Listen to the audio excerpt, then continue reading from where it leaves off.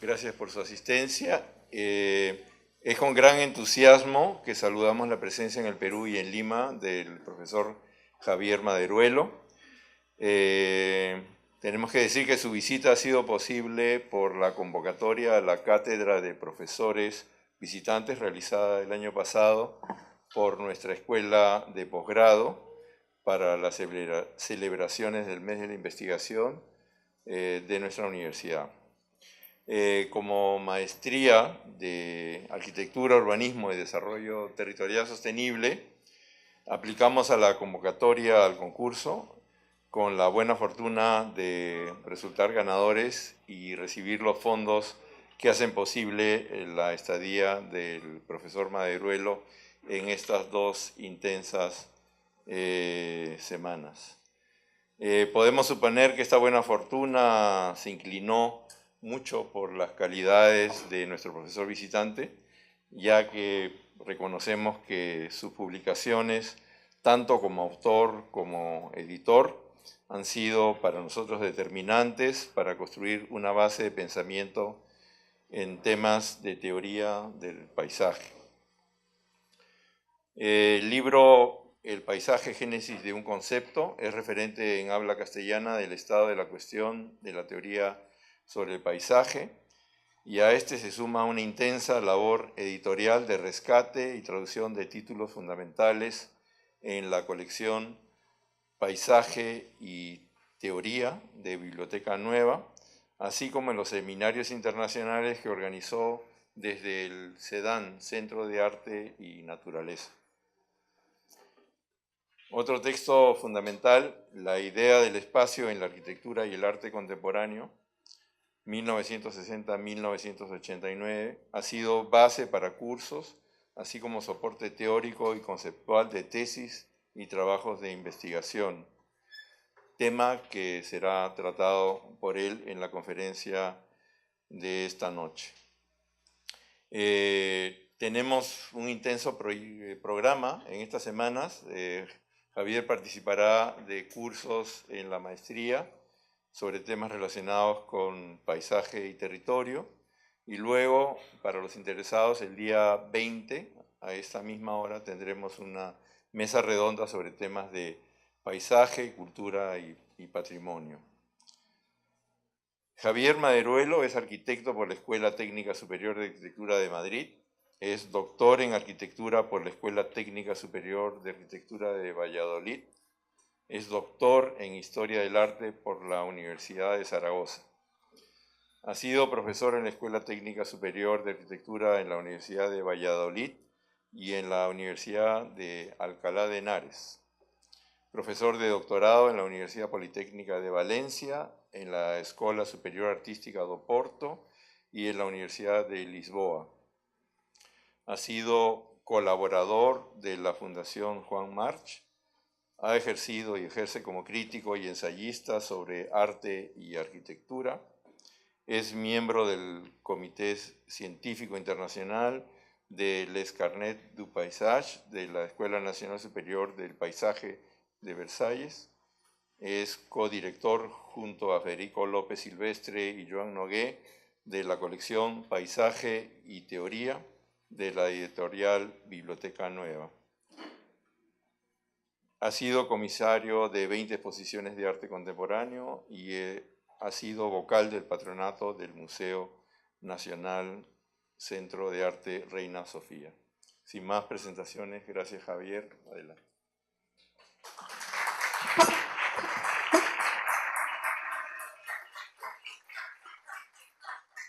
Muchas gracias, José Canciani, y muchas gracias a todos ustedes por acompañarme en este acto.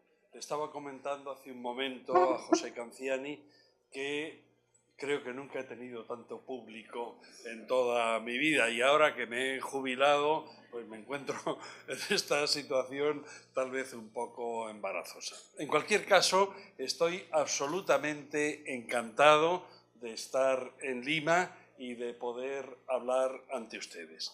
Me han pedido una conferencia magistral, este ha sido el título de lo que me han pedido y por lo tanto yo, siguiendo la idea de lo que es una conferencia magistral, la he escrito y voy a proceder a leer esta conferencia titulada La idea de espacio en la arquitectura y el arte contemporáneo, que coincide con el tema del libro que ha mencionado el profesor Canziani.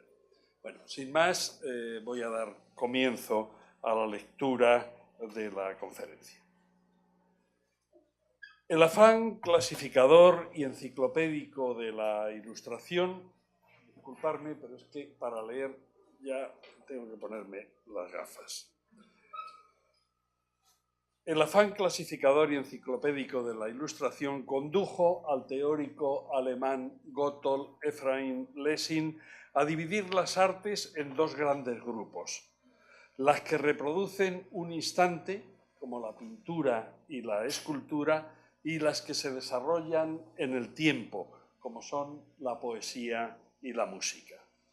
Imbuido del mismo afán clasificador, Hegel, en sus lecciones de estética, dividió las artes según una escala que va desde las más materiales a las más espirituales, siguiendo la siguiente secuencia: la más material, arquitectura, luego después escultura, pintura, música, hasta llegar a la poesía, que para él era la más espiritual. Estas convenciones, que resumen los criterios del clasicismo, han destilado una especie de búsqueda de qué es la esencia intrínseca propia de cada una de las artes, que se ha mantenido de manera incuestionable hasta el final de lo que llamamos el periodo moderno. Los historiadores del arte se atrincheran en estas categorías hegelianas, intentando definir la esencia fundamental de cada una de las 5 grandes artes, siguiendo este, entre comillas, sistema de las artes singulares definido por Hegel en el primer tercio del siglo XIX.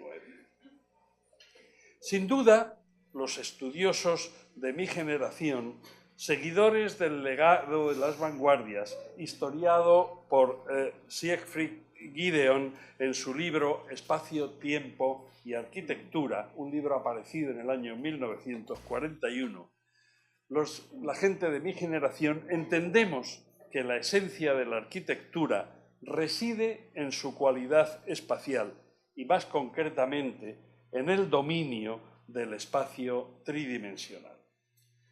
Sin duda alguna, hoy entendemos que el espacio es un valor artístico y arquitectónico indiscutible. Sin embargo, en ningún tratado o texto teórico dedicado a la arquitectura, desde Vitruvio, ni dedicado a la pintura y la escultura desde Alberti hasta principios del siglo XX, utiliza específicamente el término espacio ni como elemento plástico ni como valor artístico. Efectivamente, el espacio no ha sido considerado hasta hace mucho tiempo como algo relacionado con el arte o con la arquitectura. Cuando se ha cobrado conciencia de esta carencia, se ha pensado que los tratadistas y teóricos del pasado no habían tenido necesidad de nombrar el espacio, porque ese concepto estaba implícito tanto en la arquitectura como en las artes. Desde esta argumentación se pensaba que la idea de espacio en el pasado era algo así como el sonido del oleaje del mar, que se hace inaudible para los marineros que están permanentemente inmersos dentro de ese oleaje. Por esto, algunos teóricos de la arquitectura de la segunda mitad del siglo XX, como por ejemplo Cornelis van de Ven, consideran que el espacio es la verdadera esencia de la arquitectura. El hecho de que la tratadística no haya utilizado específicamente el término espacio para algunos teóricos e historiadores actuales no supone mayor problema, ya que entienden que la idea de espacio se halla encubierta o implícita en otros términos tales como, por ejemplo, distribución, correspondencia, disposición o estructura. Ciertamente, estos y otros términos canónicos que aparecen en los tratados participan en mayor o en menor medida de la idea o de las cualidades del espacio, pero muy claramente no son el espacio. Hasta los primeros años del siglo XX, los arquitectos no han empezado a ser conscientes de todo el poder que podían desarrollar para configurar espacio, simplemente porque la idea de espacio como reconoce Cornelis van de Ven, no pertenecía a la arquitectura, sino que era patrimonio exclusivo de la filosofía y de las ciencias naturales. Efectivamente, se trataba de un tema propio del pensamiento lógico o de las ciencias como las matemáticas y la física, conocimientos en los que el término espacio se utiliza con precisión y autoridad desde tiempos remotos. El problema no radica tanto en si la palabra espacio aparece mucho o poco en los tratados, sino en la pretensión categórica de Cornelis van de Ven de que el espacio es la verdadera esencia de la arquitectura. Esto ha conducido a plantear el problema ontológico de distinguir sobre cuál o cuáles son las esencias de la arquitectura y, por supuesto, también de las demás artes, así como dilucidar si estas esencias son eternas y universales o si se trata de cualidades meramente circunstanciales, es decir, si se trata de cualidades históricas que en cada momento de la historia son diferentes. El término esencia hace referencia a la naturaleza de las cosas, siendo lo permanente e invariable en ellas. Vitruvio determinó que la arquitectura consta de tres partes esenciales: firmitas, utilitas, venustas. Esta tríada se ha mantenido casi sin discusión hasta el siglo XIX, aunque algunos autores han sustituido los términos originales por otros nuevos, como por ejemplo decoración, construcción y distribución, como hace, por ejemplo, Jacques-François Blondel en 1771. Uno de los intentos ilustrados de sacudirse el polvo del pasado y refundar la arquitectura con unos nuevos principios consistía en sustituir el lenguaje de la antigua academia basado en los conceptos vitruvianos para generar nuevas ideas que se nombraran con palabras no empleadas hasta entonces. Por ejemplo, funcional, racional o el término que nos ocupa, espacio. Uno de los intentos ilustrados de sacudirse el polvo del... Perdón. Sí. La distancia temporal que hoy nos separa del apogeo de movimientos como el funcionalismo o el racionalismo nos permite entender hasta qué punto la sustitución del firmitas por racional, del utilitas por funcional, no ha sido más que un deslizamiento convencional o relativo de los paradigmas que, por su alto grado de abstracción, siguen siendo hoy pertinentes. Sin embargo, se hace escurridizo establecer cuáles son sus esencias, es decir, qué es aquello que permanece invariable a lo largo de los tiempos. ¿Qué es aquello que constituye su ser? Ya que las artes y la arquitectura no lo son por naturaleza, sino por convención. Y las convenciones son siempre arbitrarias y mutables, como lo demuestra la propia evolución de las artes y la evolución de la arquitectura.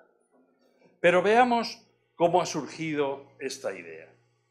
En el siglo XVIII, cuando la luz de la razón intentaba alumbrar todos los saberes, algunas disciplinas, como la arquitectura, se planteaban una refundación de sus principios. El abate Logé, en su ensayo sobre la arquitectura, buscaba unos principios generales para la arquitectura que no se apoyasen en los degradados lenguajes de la historia, encontrando que había que volver a la hipotética cabaña primitiva para poder conseguir esos principios. Durante el siglo XIX, diferentes teóricos como Gottfried Semper, Viollet-le-Duc o John Ruskin buscaron esos principios respectivamente en la naturaleza de los materiales, como hace Semper, en las formas biológicas para combatir una arquitectura basada en la reiteración, la imitación y la interpretación de los estilos históricos que se desparramará en el carrusel de los eclecticismos. Así, cualidades materiales, tipos estructurales y analogías formales fueron los pasos previos al descubrimiento de un ente intrínseco a la arquitectura que encontraron en la idea de espacio como esencia de la arquitectura en cuanto arte, tal y como la presentó el historiador August Schmarzow. Sin embargo, el rechazo inicial hacia los lenguajes historicistas que animó a los iniciadores del Art Nouveau y a los miembros de las distintas secesiones no se apoyó en la idea de espacio, sino en una visión estilizada de la naturaleza que tuvo su más acertada expresión en la idea de Einfühlung, tal y como la enunció el historiador alemán Worringer. Proyección sentimental, que es lo que significa la palabra Einfühlung, se puede encontrar de la manera más clara en el origen de los movimientos expresionistas que se apoyan en la sustancia y la materia, como hacen evidente las cualidades sólidas de la masa y el volumen, al perfilar contornos y siluetas y mostrar opacidades y texturas.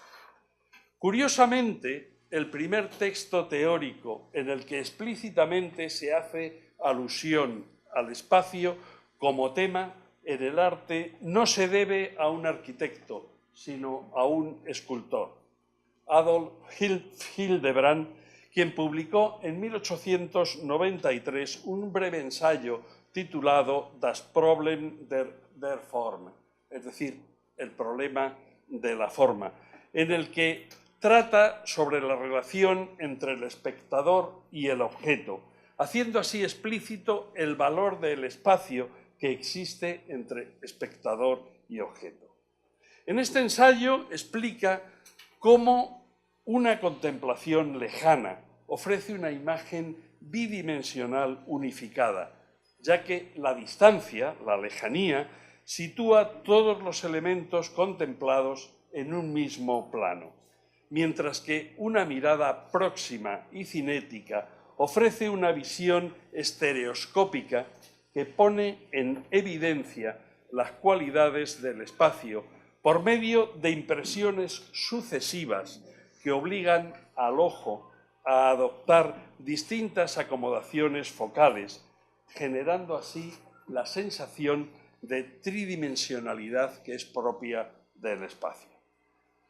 Ese mismo año en el que Hildebrand publicó el ensayo comentado, es decir, el año 1893, el historiador August Schmarzow expuso durante una conferencia pronunciada en la Universidad de Leipzig que, y leo textualmente, el arte de la arquitectura, incluida la cabaña primitiva, es creador de espacio.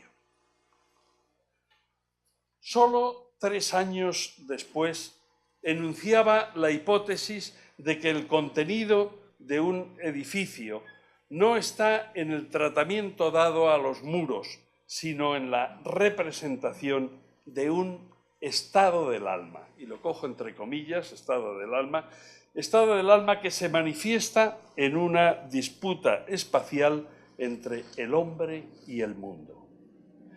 De aquí deduce Smartshop que la historia de la arquitectura debe ser la historia del desarrollo del sentimiento sobre el espacio. Aunque la propuesta de Smartshop está cargada de tintes románticos, incluso góticos, con términos como estado del alma y sentimiento, la idea parece ya madura. La evolución de la arquitectura no consiste en el progreso de sus formas constructivas, sino en la manera en la que se hace posible la creación de diferentes tipos de espacio. La idea de que el espacio como valor arquitectónico que siguió desarrollando Smartshop en sus trabajos posteriores es rica y compleja, ya que distingue entre idea espacial y forma espacial. Incluye además el valor del espacio-tiempo, valora el movimiento, la dirección y el ritmo, y destila 3 modalidades de espacio: táctil, móvil y visual, incorporando para la apreciación de la cualidad espacial todos los sentidos del hombre en experiencias simultáneas y sucesivas. Las teorías de Smartshop ejercieron una influencia inmediata en algunos historiadores del arte alemán como Alois Riel, Albert Brickmann y Paul Franke, quienes aplicaron en sus análisis de la arquitectura del pasado los criterios de espacialidad, superando así la idea de estilo que había sido dominante hasta entonces para generar la historiografía de la arquitectura.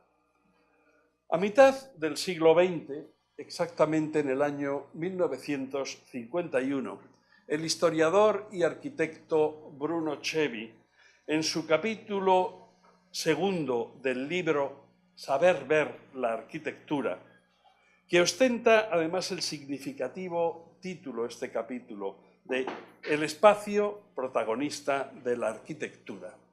Bien, en este capítulo empieza Bruno Cevi con una cita que voy a leer. Dice: la ausencia de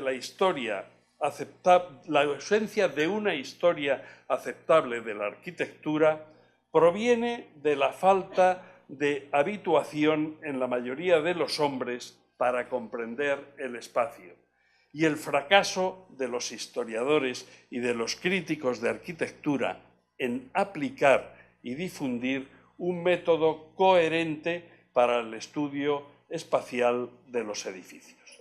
Hasta aquí la cita de Cevi. Es una obviedad tan evidente que la arquitectura se desarrolla en el espacio que hasta época muy reciente parece que, como he comentado, nadie había tenido conciencia de ello. Los arquitectos trabajaban con los órdenes, los modelos del pasado, las tipologías, y lo mismo que los escultores dotaban de forma y volumen a la materia, sin que por ello necesitaran de una reflexión específica sobre el espacio, que es considerado el mero vacío resultante de los volúmenes construidos o tallados.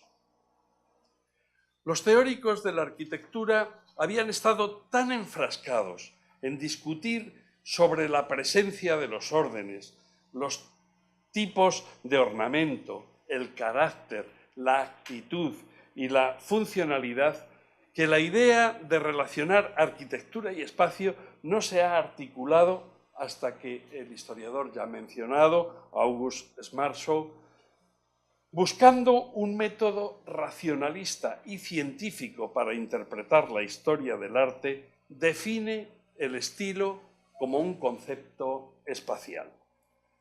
Al respecto, comenta Cornelis van de Ven: sorprende el hecho de que la idea de espacio introducida en 1893 por Schwarzschild tarde más de una década en ser aceptada por los propios arquitectos. La idea de una ciencia del arte y de unos principios fundamentales atrajo tanto a Heinrich Böll-Flin como a Paul Frank, quienes comenzaron a analizar la arquitectura en términos espaciales, es decir, prestando atención a la forma de los volúmenes vacíos que quedaban encerrados entre los muros, y no solo a la forma maciza y corpórea que ofrecen los propios muros y pilares. La idea actual de que el espacio constituye la esencia de la arquitectura es la gran aportación de las vanguardias y la arquitectura del movimiento moderno, cuyos desarrollos son cronológicamente coincidentes, a lo mejor con un desfase solo de 10 años, con la aportación de estos historiadores que estoy comentando. Que el espacio no ha sido entendido hasta entonces como algo esencial de la arquitectura no quiere decir que los arquitectos de otras épocas no fueran conscientes de que con las obras que levantaban estuvieran encerrando o delimitando un espacio concreto y diferenciado, o que los artistas no desarrollaran las leyes perspectivas como construcciones para representar espacios tridimensionales en el plano bidimensional del cuadro, sino que los términos en los que se planteaban y erigían las obras no eran, entre comillas, espaciales en el sentido valorativo en el que lo utilizamos el término en la actualidad. El espacio era una consecuencia o residuo de la construcción de volúmenes macizos, o era entendido como un ente abstracto superior a las formas concretas, como un ente superior a la idea de, entre comillas, volumen corpóreo, término con el que Böll-Flin definió a la arquitectura. Hoy día valoramos muy positivamente muchas cualidades de las construcciones, tanto del pasado como de la más inmediata actualidad, tales como lo sólido, el contraste, el color, la escala, la proporción, el ritmo, la textura, la luz o el sonido.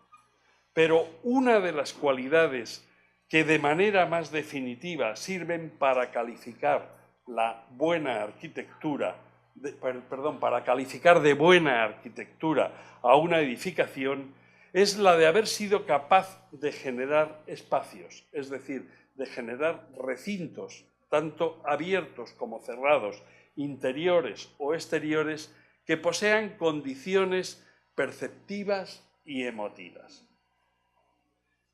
Frente a la contemplación estática y direccional con que se aprende un cuadro plano, el espacio reclama para su contemplación reclama para su comprensión un tipo de contemplación caracterizado por el movimiento de los cuerpos que circulan alrededor de él, ya que solo a través del movimiento se puede llegar a comprender el espacio. Las cualidades espaciales de la arquitectura no se reducen al volumen encerrado en el interior de una construcción, por extenso y complejo que éste sea, sino a las cualidades volumétricas y rítmicas que provocan sus elementos constitutivos en el espectador cuando éste se está moviendo en su interior. Por medio del movimiento, el espacio deja de ser un mero vacío entre masas para convertirse en un ente activo. Pero para que las masas talladas y ornamentadas, cargadas de resortes culturales, dejen de ser volúmenes pasivos y el vacío cobre sentido en cuanto a espacio, es necesario que el espectador pase de la mera sensación perceptiva a la interpretación intelectiva. En este sentido, el espacio se presenta como un tema intelectual, como un asunto filosófico que desde la percepción estática pasa al campo de la reflexión ontológica. El descubrimiento del espacio como cualidad artística capaz de determinar una nueva visión de las artes trajo como consecuencia una serie de nuevas definiciones de escultura y arquitectura en función de la relación con el espacio. Así, el arquitecto e historiador Albert Brickman, seguidor de las teorías sobre la ciudad de Camilo Sitte, expuso con claridad en 1908, en un libro en el que analiza plazas y monumentos del pasado, que mientras que la escultura crea superficies que están en el espacio, la arquitectura es el arte de las superficies alrededor del espacio. Tras él, teóricos de la arquitectura como Hermann Schorgel o artistas como Laszlo Mulináš categorizan las artes según sus actividades espaciales, asignando el plano a la pintura, la masa a la escultura y el espacio a la arquitectura.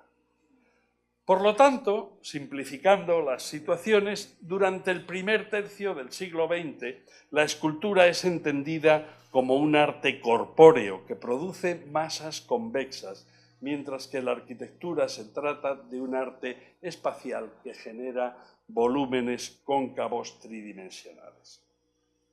En la primera mitad del siglo XX, Adolf Loos desveló que el cambio que se esperaba de la modernidad del nuevo siglo no se trataba de sustituir unos ornamentos por otros, como planteaban arquitectos como Louis Sullivan u Otto Wagner.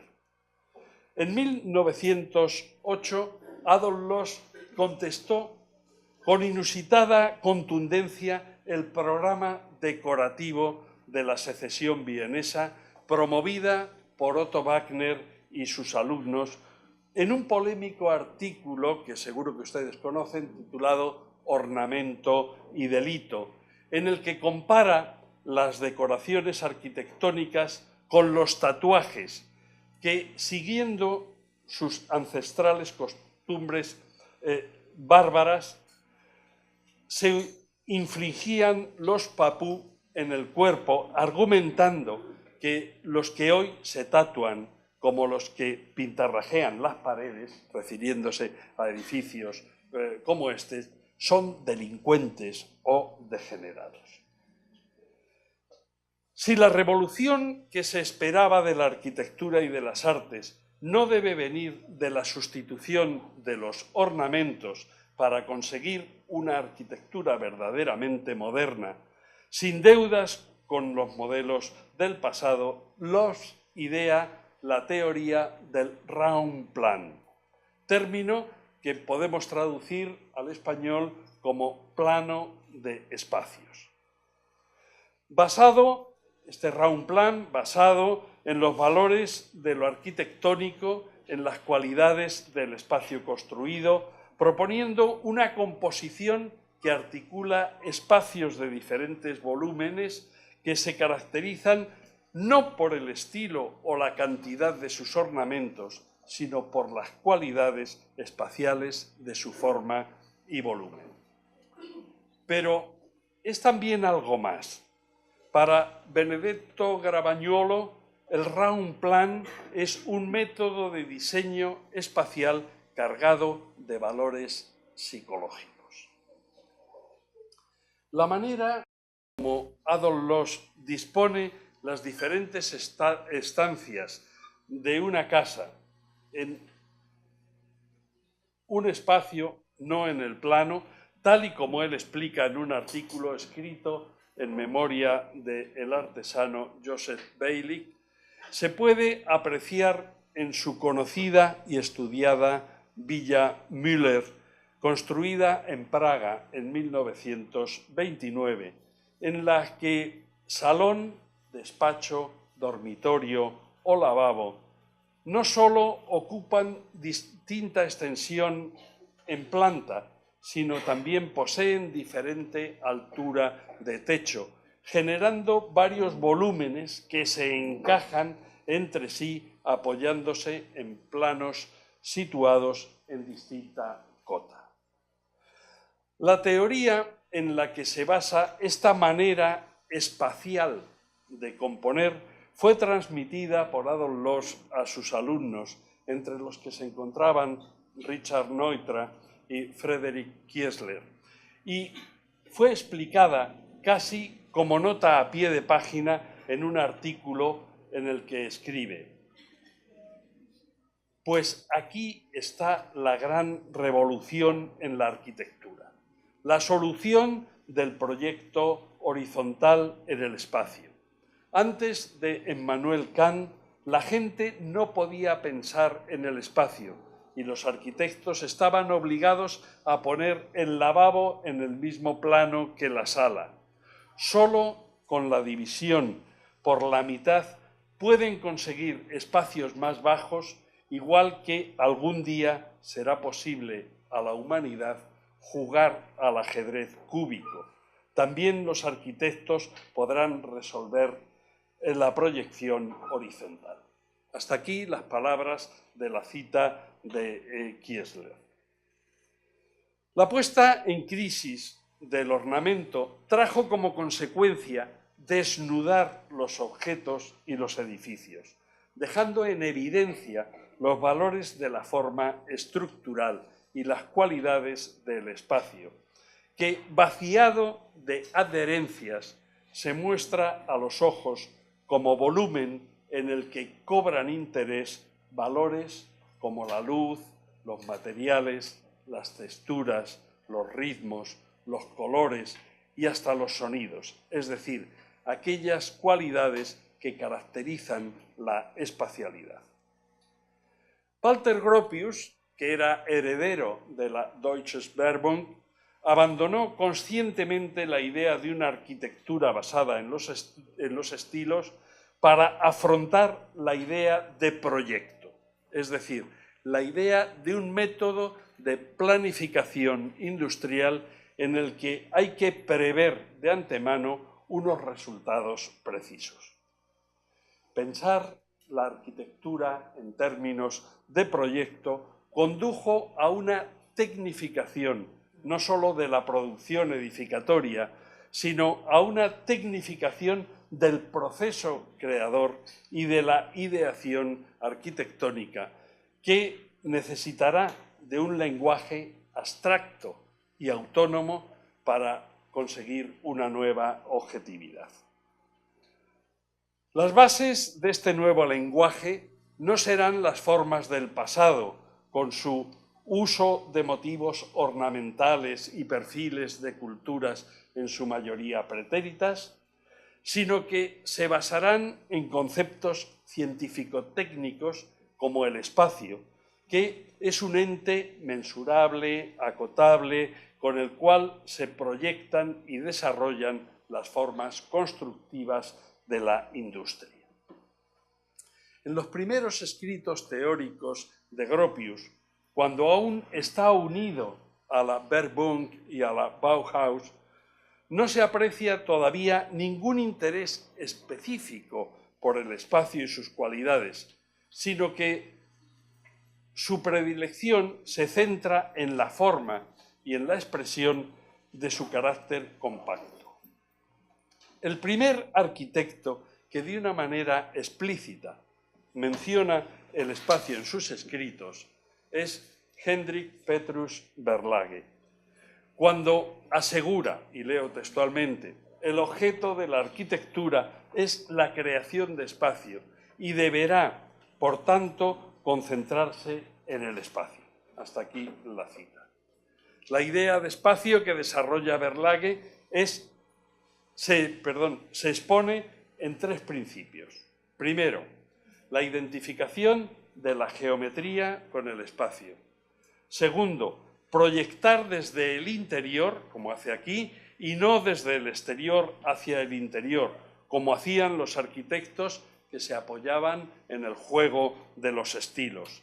Y tercero, la arquitectura debe ser funcional y cada espacio debe corresponder a una función socioeconómica.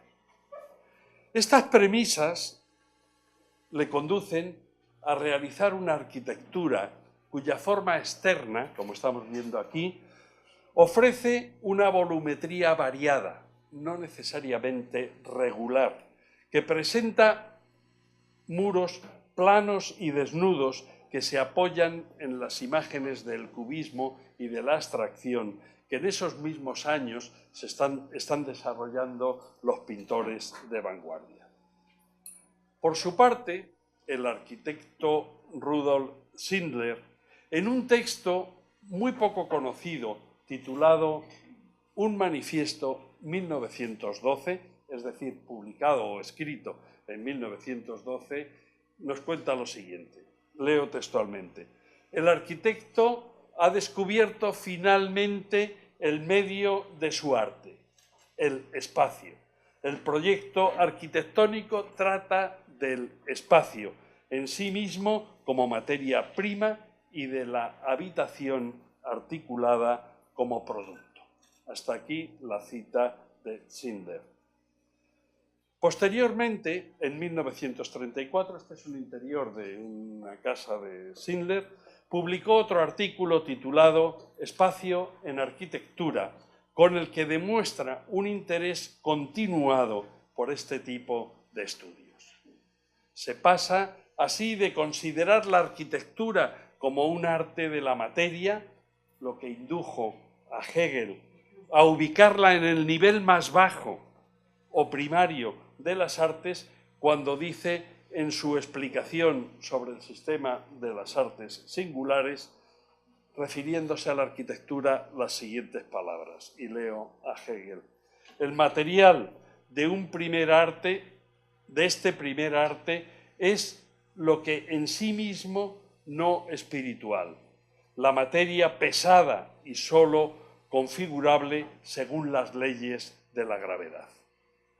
Desde esta idea de Hegel hasta ser elevada a la categoría de arte del espacio, es decir, de algo etéreo, de algo que, carente de la pesada materialidad gravitatoria de la piedra o del ladrillo, puede empezar a ser entendido como un arte espiritual.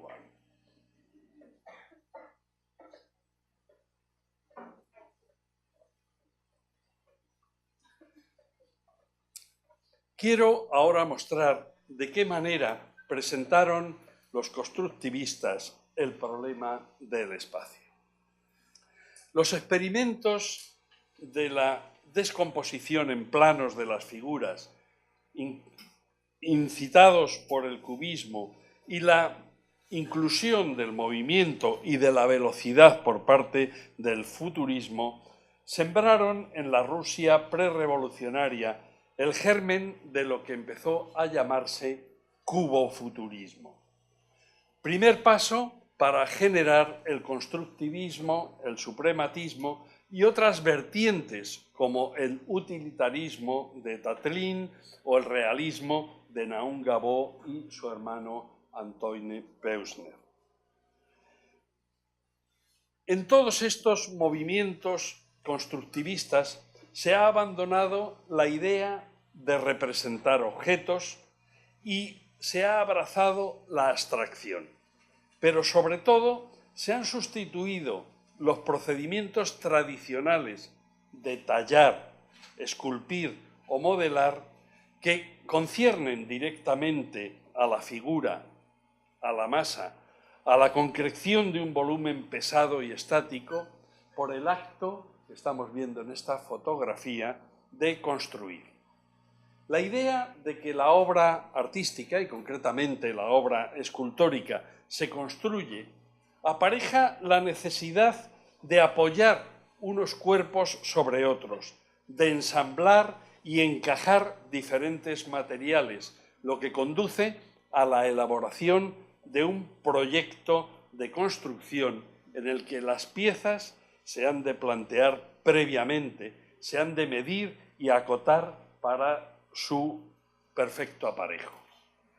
Por medio de los actos de proyectar y construir objetos que se desarrollan en 3 dimensiones, los artistas plásticos empezaron a tomar conciencia de que el protagonista de la escultura no era la forma, que puede ser mutable y cambiante, como reclamaban claramente los futuristas, ni eran tampoco los materiales, que son meros medios, ni lo eran tampoco las figuras, que han sido desterradas por la abstracción. Los protagonistas de la escultura son el espacio y el tiempo. Así lo expone por lo menos Naum Gabó y Antoine Peusner en su Manifiesto Realista, publicado el 5 de marzo de 1920, en el que, tras renegar del cubismo por quedarse en un mero análisis y del futurismo por imitar el reflejo óptico, proclaman lo siguiente, que voy a leer textualmente. Dice Gabó: el espacio y el tiempo han nacido hoy para nosotros. El espacio y el tiempo son las únicas formas sobre las que se construye la vida y, por lo tanto, sobre las que se debe construir el arte. Bien, tras esta radical declaración de principios, desarrollan ambos artistas 5 puntos, de los cuales voy a leer 2 fragmentos del punto 3 y del punto 4. En el tercero dicen: renunciamos al volumen como una forma pictórica y plástica del espacio. No es posible medir el espacio en volúmenes, como no es posible medir un líquido en metros. Fijémonos en nuestro espacio. ¿Qué otra cosa es sino una profundidad continua? Afirmamos que la profundidad es la única forma pictórica y plástica del espacio. Y en el punto 4 dice: renunciamos en la escultura a la masa como elemento escultórico. Todo ingeniero sabe que las fuerzas estáticas de un cuerpo sólido, así como su resistencia material, no dependen de la cantidad de masa. Por ejemplo, un raíl, una viga maestra, etc. Pero nosotros, escultores de toda clase y condición,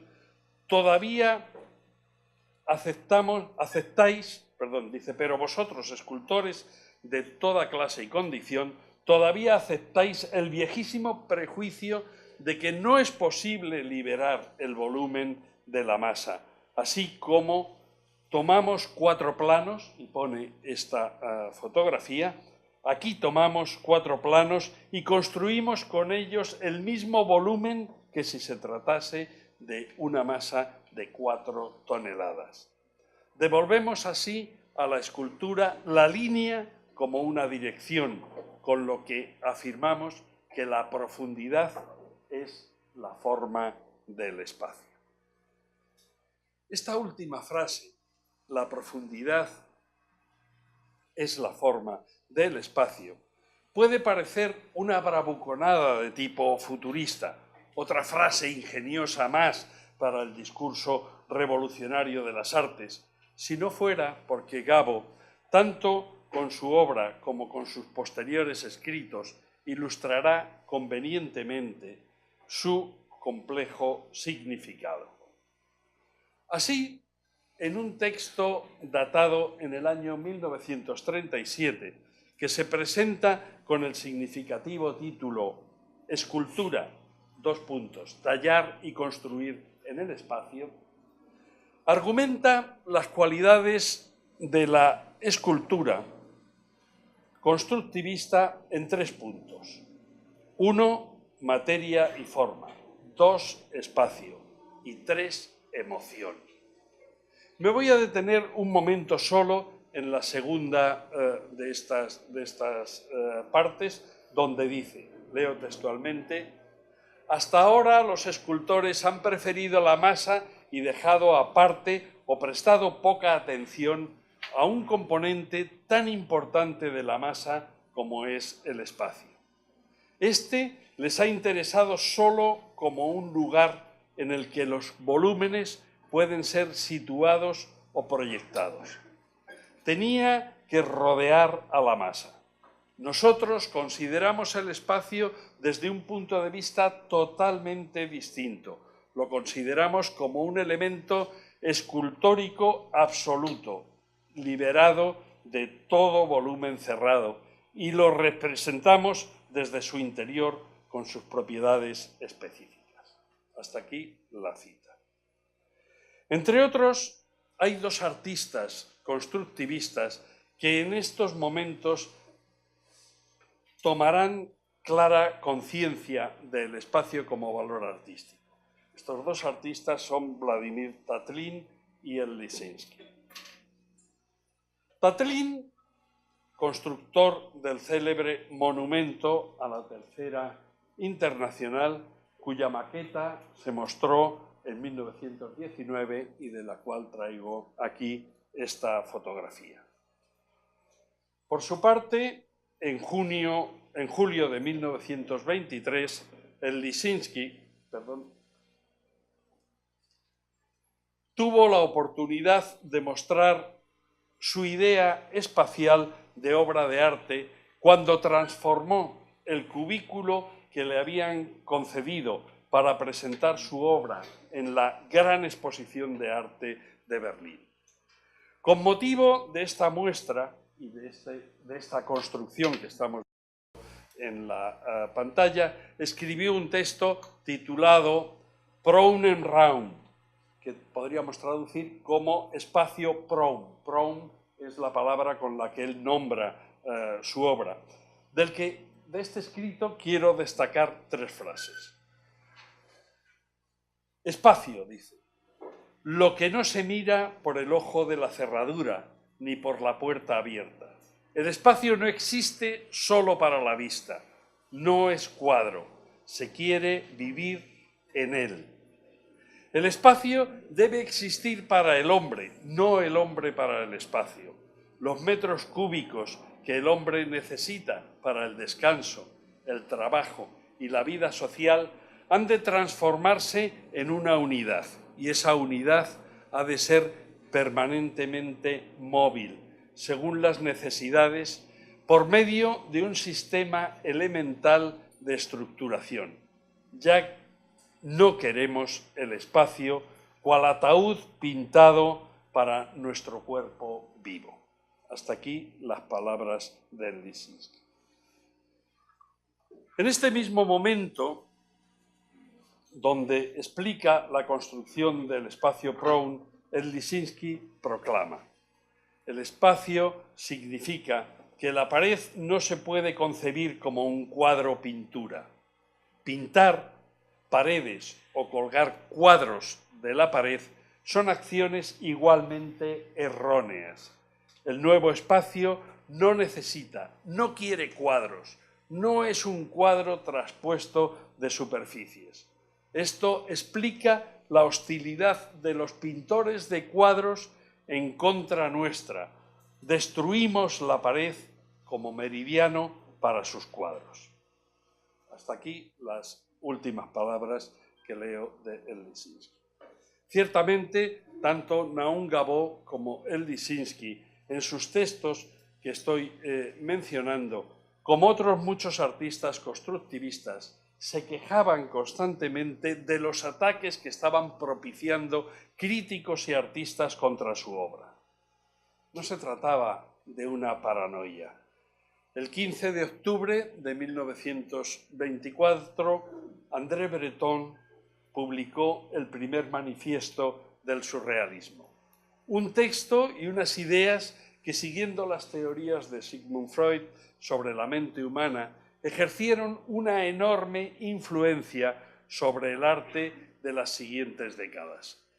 Como es lógico, el espacio, con toda su carga de realidad física, no tenía cabida en ese mundo onírico y psicológico del surrealismo.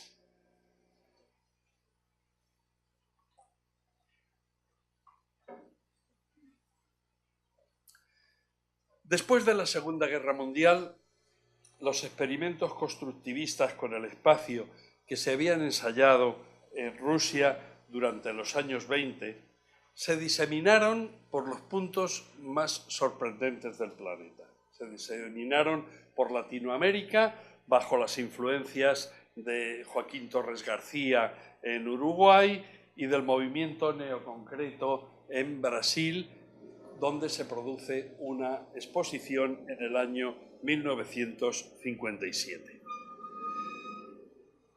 Y cuyo eco, el eco de esta exposición del año 57 en Europa, fue la obra de Jorge Oteiza. Mientras que en los Estados Unidos el interés por los temas espaciales se empezó a materializar en un particular diálogo entre escultores y arquitectos. Dos factores han conducido a establecer una relación formal más estrecha entre la escultura y la arquitectura a través, precisamente, del concepto de espacio. Primera, una buena parte de los escultores del siglo XX ha abandonado por completo la figuración y por ello ha tenido que enfrentarse directamente con la implantación de formas abstractas en el espacio, como esta que estamos viendo en la fotografía, lo que ha interferido con uno de los intereses tradicionales de la arquitectura. Y la otra cosa es que los arquitectos, por su parte, gracias a la utilización de nuevos materiales como el hormigón, el acero, el vidrio, el plástico y las materias sintéticas, han podido liberarse de la construcción de pesados muros de carga y controlar el espacio tridimensional de manera análoga a como lo hacen los escultores, dotando a sus edificios de formas muy atractivas y sorprendentes. Mientras que el estilo internacional recurre a la construcción reticular con acero y con estructuras adinteladas de concreto, Le Corbusier se fue apartando paulatinamente de los presupuestos más radicalmente funcionalistas, utilizando el béton brut como lo que es decir, como un fluido pastoso que se adapta a un molde y que toma su forma de la misma manera que lo hace el escultor cuando vacía el bronce en el interior de un molde para hacer una escultura. Es precisamente Le Corbusier quien abre en la vieja Europa una puerta a formas nuevas en la arquitectura que por su plasticidad van a recuperar el carácter escultórico perdido por la arquitectura del purismo funcionalista. Toda la historia de la escultura, a partir de los primeros años 60, va a desarrollarse bajo la obsesión de conseguir dotar a la escultura de alguna función utilitaria y de una escala monumental, lo que generará un discurso que tiene muchos puntos en común con la arquitectura. Es decir, reflexiones sobre la relación entre la función y la creación formal. Desde los años 60 del pasado siglo se detecta un doble movimiento. Por un lado, de especificidad, en el que cada una de las artes se encierra en sus propios límites, desarrollando los elementos, desterrando los elementos que le son ajenos, y por otro lado, un potente movimiento de disolución de los géneros artísticos como consecuencia de las interferencias entre todas las artes producidas por el desbordamiento que las neovanguardias han realizado al desarrollar y expandir los programas de las vanguardias históricas. Tras muchos siglos de dócil servidumbre, parece como si en los años 60 del siglo XX los escultores hubieran pretendido comparar su trabajo con el de otras artes y muy particularmente comparar el trabajo escultórico con el arquitectónico. Sin embargo, aquellos escultores no pretendían competir ni superar las obras arquitectónicas, ni, al menos en principio, ocupar sus dominios. Simplemente intentaban situar sus obras en el mismo plano de igualdad. La idea de esa pretensión se ha ido formando al comprobar cómo, a partir de aquellos años, los escultores han conseguido dominar cada vez mayores escalas. Han pretendido conseguir para sus esculturas las cualidades de presencia y estructura propias de la arquitectura. Y por último, han intentado el dominio del espacio como abstracción y como lugar. En el año 1965, el artista norteamericano Donald Judd escribió un artículo que denota la aparición de un nuevo tipo de obras tridimensionales, que no son ya ni pintura ni escultura. Entre ellas hay obras que, según Judd, por su apariencia y materiales, no pretenden las cualidades de lo artístico que se podían calificar y que por lo tanto se podían calificar no tanto de obras artísticas como de objetos.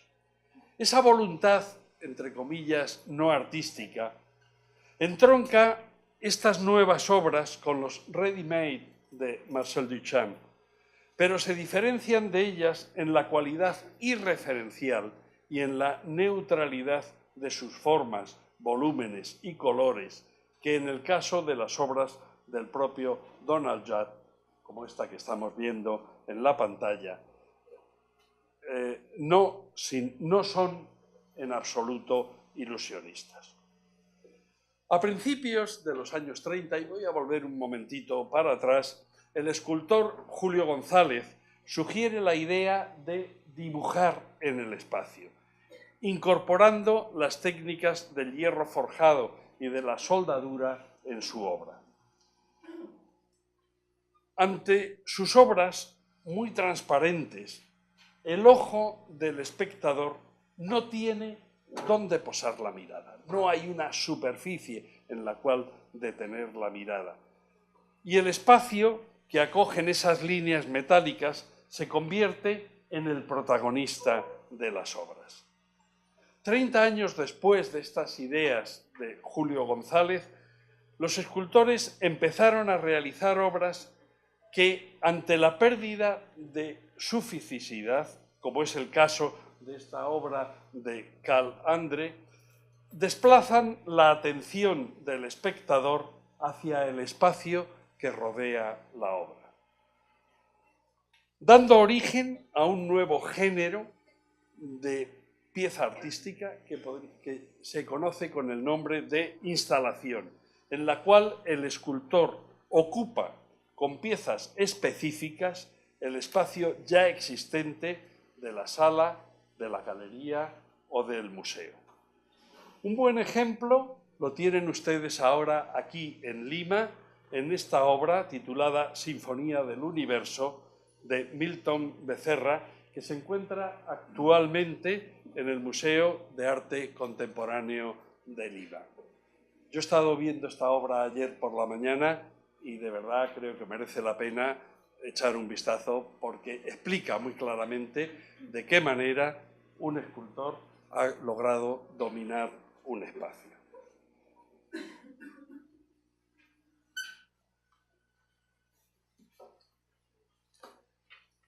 La pretensión de recuperar el carácter monumental por parte de algunos escultores ha traído como consecuencia la posibilidad de intentar superar la cualidad objetual a la que había quedado reducida la obra escultórica y la definitiva separación de esta del mundo de la pintura. Esta situación supuso la creación de un nuevo marco estético en el que la escultura tenía que competir con la pintura, con la arquitectura e incluso con las nuevas tecnologías. La mutación se hizo posible gracias a tres factores que han sido claves en este proceso. Primero, la aparición y el uso de un extenso repertorio de nuevos materiales. Segundo, la paulatina tendencia a engendrar obras para espacios públicos que requiere de grandes tamaños y dimensiones, como esta que estamos viendo.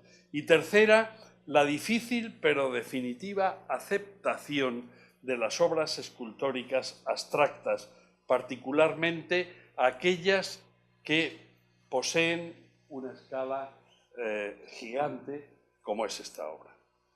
Una buena cantidad de obras del denominado land art utilizan escalas tan gigantescas que desbordan los presupuestos métricos manejados habitualmente en trabajos de arquitectura, estableciendo la posibilidad de comparaciones con la escala del urbanismo o incluso de la geografía, no solo por sus gigantescas dimensiones, sino solo utilizadas hasta entonces por los ingenieros que construyen carreteras o líneas de ferrocarril, sino por el propio sentido de la ocupación del espacio que ejerce la obra.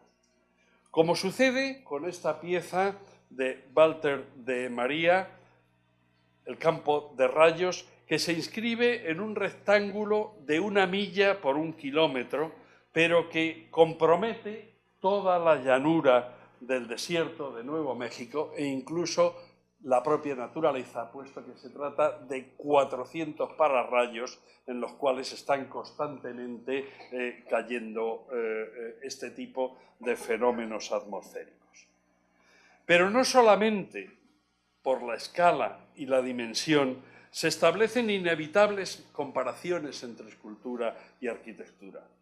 La morfología de muchas de estas obras, el volumen que encierran, los propios procedimientos constructivos, el empleo de materiales y hasta el carácter funcional de algunas esculturas, plantean la evidencia de que el arte de la escultura ha dado un salto cualitativo hacia el dominio del espacio físico, hasta entonces solo utilizado por la arquitectura.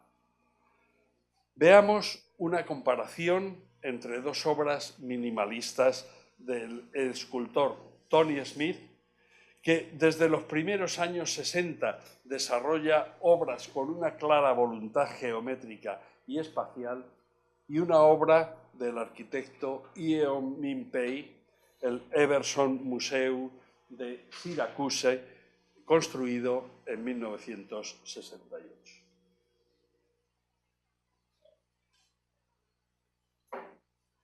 De entre todos los artificios que el hombre ha sido capaz de construir, la ciudad es sin duda el más complejo y depurado.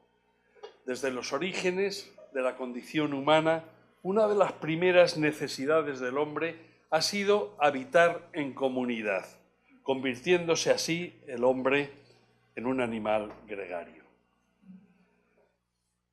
Al agruparse en ciudades, en cívitas, el hombre se hace civilizado.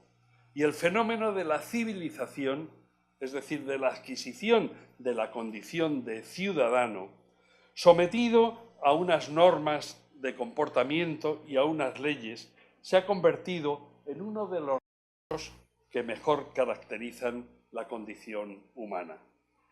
Desde el punto de vista espacial, la ciudad es un fragmento de la geometría convertido en escenario específico de estas relaciones humanas, del intercambio de ideas y de productos. Por eso el espacio urbano reclama sucesivamente más interés desde muy diferentes puntos de vista, desde los puramente morfológicos y económicos hasta los existenciales y estéticos. Cada vez son más los artistas y los arquitectos que intentan tratar la ciudad como una estructura codificada que produce, acomoda y refleja significados sociales, culturales e históricos.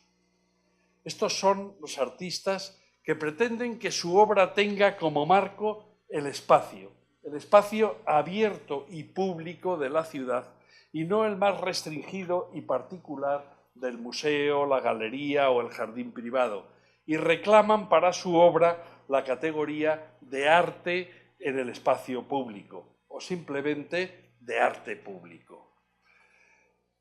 Desde mediados de los años 70 se ha gestado la idea cada vez más sólida de generar una nueva categoría de arte público, de reconocer un tipo específico de arte cuyo destino es el conjunto de los ciudadanos no especialistas en la contemplación de arte contemporáneo y cuya ubicación es el espacio público abierto que conforman las calles, las plazas y los jardines. Esta nueva categoría no constituye un estilo. Cualquier estilo nos puede servir para hacer arte público y se desarrolla independientemente de las formas, de los materiales y de las escalas con las que se realice. La noción de arte público, sin embargo, no es nueva. El arquitecto James Winch, en un extenso ensayo donde desarrolla este concepto, refiriéndolo a lo largo de la historia, sitúa su origen en el antiguo Egipto, poniendo como ejemplo introductorio las pirámides y la Esfinge de Giza. En este ensayo incluye muchas más formas que van desde el Partenón y la Fontana de Trevi hasta los objetos manufacturados de consumo o los graffiti callejeros. La teoría, la historia, evolución y planteamiento del arte público son claros, pero la realidad demuestra que conseguir categorizar actualmente un cierto tipo de arte como público es, sin embargo, un asunto bastante conflictivo. Algunos escultores, como es el caso del iraní Sia Armayani, que se considera a sí mismo un genuino artista de los espacios públicos, creen que el arte público debe estar movido por una actitud que pretenda menos crear una obra literalmente dominante que una obra que se dirija a las necesidades habituales de la gente y en sus respuestas a los espacios públicos. En el caso de la imagen que tienen en la pantalla, la obra de Sia Armayani es una mesa con unos bancos para sentarse y una cubierta de madera para poder merendar o para poder descansar en medio de un bosque. El propio Sia Armayani, en una discusión con el arquitecto César Pelli, mantenida en el año 1986 en el Museo de Arte Moderno de San Francisco, explicó el alcance y contenido del término arte público con estas palabras que les voy a leer. Dice Armayani: nuestra intención es la de volver a ser ciudadanos. No estamos interesados en el mito que se ha creado en torno a los artistas y por los artistas. Lo que nos importa es la misión, el programa y las obras mismas. Una de las creencias fundamentales que compartimos es que el arte público es no monumental. Es bajo, común y cercano a la gente. Es una anomalía en una democracia celebrar con monumentos. Una democracia real no debe procurar héroes, ya que exige que cada ciudadano participe completamente en la vida cotidiana y que contribuya al bien público. Por eso estamos intentando sustituir la metafísica por la antropología, la filosofía por la poesía, y preconizamos la unidad del acercamiento colectivo al problema común en lugar del acercamiento individual, porque sentimos que la idea de individual es bárbara y que la obra de colaboración es la metodología esencial para identificar y resolver problemas públicos. Hasta aquí las palabras de Sia Armayán. A pesar de que el espacio es un nexo común entre arquitectos y escultores que permite afrontar una colaboración sin subordinación, los resultados de tales colaboraciones no han sido ni fáciles ni particularmente modélicos. Algunos ejemplos de colaboración son excepcionales, como es el caso de estas imágenes que les traigo aquí. Se trata de un trabajo de dos arquitectos municipales de Barcelona, Carles Teixidó y Paloma Bardají, colaborando con un escultor, cuyo nombre es Roqué, que configuran una mediana de 306 metros de longitud entre dos carriles urbanos que están en distinta cota y que provocan un desnivel. Para ello generan escaleras, pasarelas, etc. Los vecinos y los automovilistas de Barcelona se sirven de esta infraestructura urbana sin ser conscientes de que están usando funcionalmente una obra de arte, una esculto-arquitectura, en la que tanto los arquitectos como el escultor resultan para estos ciudadanos absolutamente anónimos.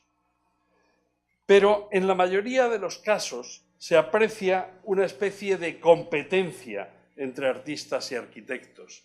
Cada vez las esculturas cobran mayor presencia hasta competir en forma y en volumen con las obras arquitectónicas, mientras que muchos arquitectos, alejados ya del rigor funcional de las vanguardias, diseñan con formas, colores y texturas que hacen que las obras arquitectónicas sean enormes esculturas públicas. Mientras que los arquitectos han desarrollado la escala de los objetos que habitualmente proyectaban en una implacable carrera por conseguir rascacielos cada vez más altos, los escultores han dado un salto casi en el vacío al pasar del minúsculo tamaño que tenía la escultura que se sitúa sobre un pedestal en la sala de un museo a realizar obras que dominan amplias zonas de la ciudad o el propio paisaje, abarcando la escala del territorio y comprometiéndose con el entorno hasta pretender su transformación. Como es el caso de esta colaboración, que pongo aquí la imagen, entre el escultor Dani Caravan y el arquitecto Ricardo Bofill en Cergy-Pontoise, a las afueras de París. En los años 70 del siglo XX, los escultores han logrado abandonar el antropomorfismo milenario de su arte y abrazar la abstracción, haciendo para ello del espacio no solo un nuevo tema, sino una nueva esencia. En el año 1961, Robert Morris realizó esta obra que tienen en la pantalla. 2 volúmenes abstractos, uno erecto, el otro tumbado, que tienen la altura del escultor. 2 figuras humanas convertidas, por lo tanto, en volúmenes abstractos e irreferenciales que ocupan un lugar, instalados en una sala cuyo espacio la obra divide y condiciona con su presencia. Desde el cubo minimalista y la instalación a la obra del land art o al arte público, el espacio aparece como un tema esencial de la escultura. Y esto propicia nuevas relaciones entre escultores y arquitectos que van más allá de la mera colaboración en la que un escultor coloca una talla en una hornacina dejada por el arquitecto en la fachada de un edificio, para plantear otro tipo de proyectos. Quiero concluir mi discurso con este último ejemplo.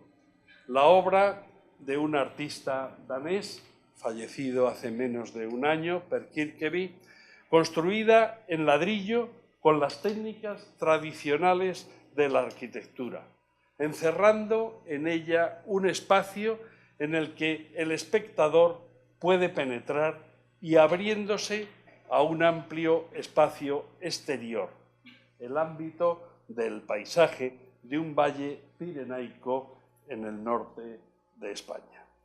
Con esta imagen quiero anunciarles lo que ya ha dicho el profesor Canziani, que he venido aquí a impartir un curso precisamente sobre el paisaje que enlazaría esta imagen con lo que voy a contar en este curso. Nada más por mi parte, muchas gracias a todos por su amable...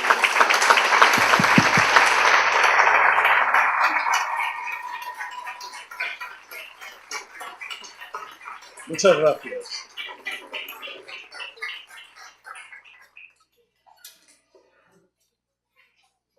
Hemos estado a tiempo, ¿no? Sí. Muchísimas gracias, Javier. Como decías al inicio, podemos certificar que nos has brindado una conferencia magistral con creces, y creo que además podemos decir que es una bellísima y estimulante conferencia, y creo que hablando del espacio habrá lugar a diversas intervenciones.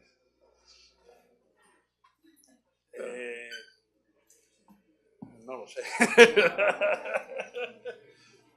Por favor. No, que podemos abrir a algunas preguntas si es que... Bueno, ¿cómo definiría que está actualmente la relación entre los arquitectos y artistas, o el arte y la arquitectura? Desde lo personal, en las escuelas de arquitectura siento que hay una cosa que aún no se aclara, que hay rezagos de los movimientos que tenían muy en claro la separación o la ruptura entre arte y arquitectura, que vendrían a ser muchos de nuestros profesores, y hay otra parte en la cual se empieza a ver no tan blanco y negro, ¿no? El asunto, y vuelve a existir esta posibilidad de entender la arquitectura como un arte y a la vez solo como arquitectura, ¿no? Siempre hay esta pregunta del arte es arquitectura o es solo arte, o es solo arquitectura, perdón. Bueno, yo creo que más o menos lo he dejado claro en esta exposición. No me importa volver a repetir, a ver si contándolo con otras palabras en vez de las que he escrito en el texto, la cosa puede quedar más clara. Hemos pasado de, y me voy a remontar tal vez un poco más atrás de la historia, de unas habilidades técnicas para crear, que en un momento determinado el clasicismo, y he mencionado aquí a dos personas, a Gotthold Ephraim Lessing y a Hegel, intentan separar y buscar las esencias y diferenciar unas cosas de las otras. Y bueno, esto nos lo hemos creído, pero no ha sido así a lo largo de la historia. Podemos ver un Brunelleschi que está haciendo escultura, que está haciendo arquitectura, que está haciendo 800 cosas. Un Alberti que está escribiendo obras de teatro en latín, que está haciendo tratados y que está construyendo, o Miguel Ángel mismo últimamente, que pinta la Capilla Sixtina, hace las esculturas más soberbias que uno puede imaginar y levanta el templo del Vaticano, o Bernini, que está haciendo iglesias y a la vez esculturas. Y de repente, bueno, en ese fervor ilustrado por separar las cosas, por separar lo desigual, ¿no? Empezamos a hacer categorías y nos vamos especializando. Y no solo nos hemos especializado en ser arquitectos, sino que dentro de ser arquitectos uno se especializa en hacer una cosa específica, y cada vez esa cosa es tan más específica que al final no sabemos dónde estamos, ¿no? Entonces, frente a esa separación de lo desigual estaría las mezclas, ¿no? Y las mezclas ha sido un tema apasionante a partir de 1959, 60 o 61, precisamente por un personaje que no he mencionado aquí, porque claro, tampoco puedo mencionar toda la historia, ¿no? Que es John Cage, un compositor que hace un taller de música experimental a la que no va ningún músico, van escultores, van bailarines, no sé qué, y todos tienen que hacer ahí algo. Y a partir de eso surge la idea de, se me va la palabra, de la interdisciplinaridad. No es la palabra que quería utilizar, pero bueno, esta idea de que cualquiera puede hacer cualquier cosa, que basta la voluntad de querer crear. Y en ese sentido, pues surgen esos artistas del grupo Fluxus, o surgen, que tampoco los he mencionado aquí, porque ya digo que me he ido ciñendo un poco a lo que me habían pedido, y efectivamente empieza a haber una colaboración. Pero esa colaboración, quitando los 2 o 3 ejemplos que he puesto aquí, francamente, es muy conflictiva, porque hay siempre, no desde el punto de vista teórico, es conflictiva desde el ego de los artistas y de los arquitectos, ¿no? Que se enfrentan y que están constantemente, parece que como echándose la zancadilla los unos a los otros. Y entonces tienen que surgir esas otras cosas, como por ejemplo la instalación, ¿no? El que instala Milton Becerra podríamos decir que es escultor o que es arquitecto, ¿no? Es ya otra cosa, ¿no? Y yo creo que ha habido este fenómeno de superación de las categorías clásicas. Por eso he querido empezar desde el clasicismo, para aclarar cuál es un poco la situación. Bueno, no sé si con esto contesto o satisfago su curiosidad.